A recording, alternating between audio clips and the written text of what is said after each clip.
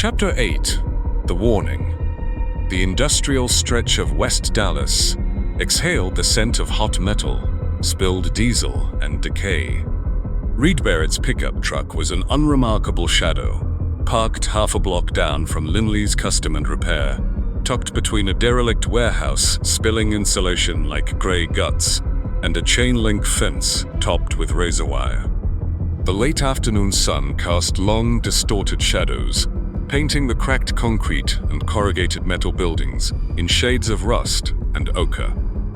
The air vibrated with the distant whine of a power saw and the rhythmic thump of bass from inside Lindley's garage. Reed watched, patient, still. His eyes, narrowed against the low sun, tracked every movement visible through the garage's open roll-up door. Deshaun Lindley was a burly figure in oil-stained coveralls, currently buried under the lifted chassis of a Dodge Ram. Only his legs, clad in heavy work boots, were visible, shifting occasionally as he worked. Country music, twangy guitars, and a drawling vocal about lust, love, and pickup trucks blared from a Bluetooth speaker perched on a tool chest. An hour bled by. Reed noted Lindley's routines, the way he wiped his brow with the back of his glove every few minutes, the efficient way he selected tools without looking, the casual glance he threw toward the street every time a car passed. He was wary, not paranoid, but aware, a man used to operating on the fringes. Finally, Lindley rolled out from under the truck on a creeper. He sat up, grabbed a red shop rag, and mopped the sweat pouring down his face and shaved head. He took a long swig from a plastic water bottle, his eyes scanning the quiet street. Reed chose that moment to move. He crossed the street with a measured, unhurried stride, his black hoodie pulled low, hands stuffed in the pockets of worn jeans. The long, heavy duffel bag slung over his shoulder contained the Henry 4570 lever action, assembled and wrapped in oilcloth. It looked like a bag of tools.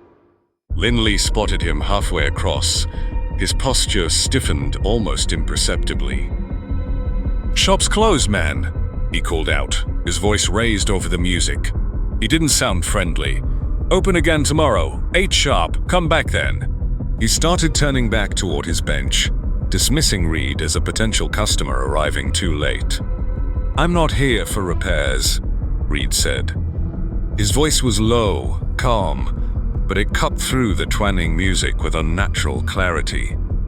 Lindley froze mid-turn. He slowly pivoted back, his eyes narrowing, reassessing the figure approaching.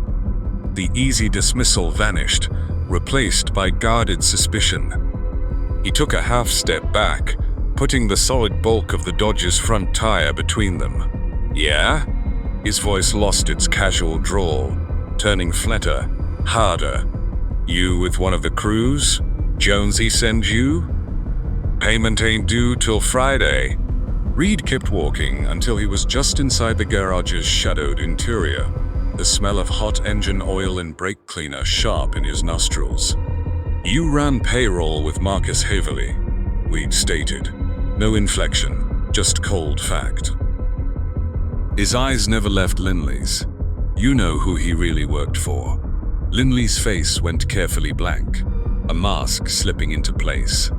But Reed saw the flicker in his eyes, recognition, quickly followed by alarm. Lindley took another deliberate step back, this time toward his cluttered workbench. Reed noted the heavy pipe wrench lying within easy reach. "I don't know who you are, buddy," Lindley said, his voice tight. "Or what you're talking about." Haverly was a temp labor guy, paid in cash. End of story. His hand drifted slightly toward the bench. Reed didn't blink. He moved with a fluid, unhurried motion. He slid the duffel bag off his shoulder, letting it thump softly onto the oil-stained concrete floor. He unzipped it just enough to reach inside.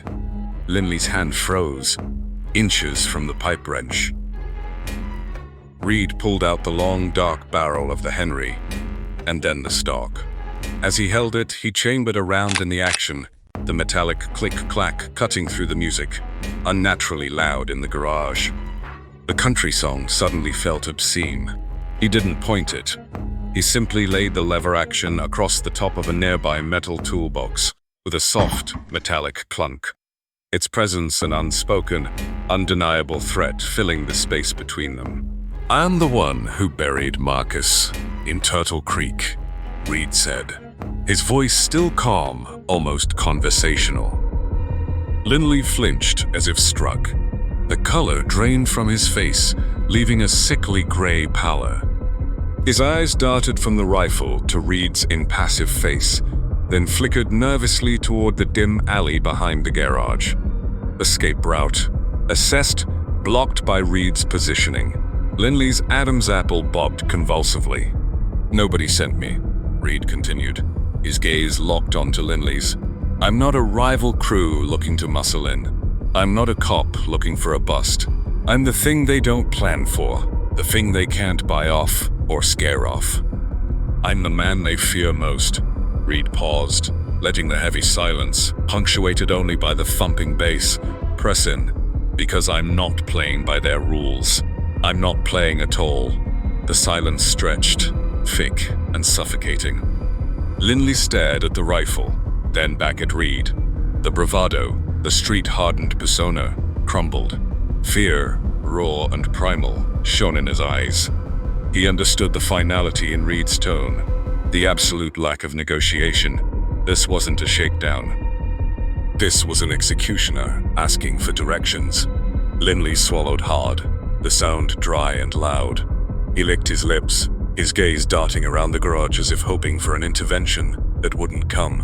When he finally spoke, his voice was a hoarse whisper, barely audible over the music, yet it landed with the force of a detonation. "Room 17.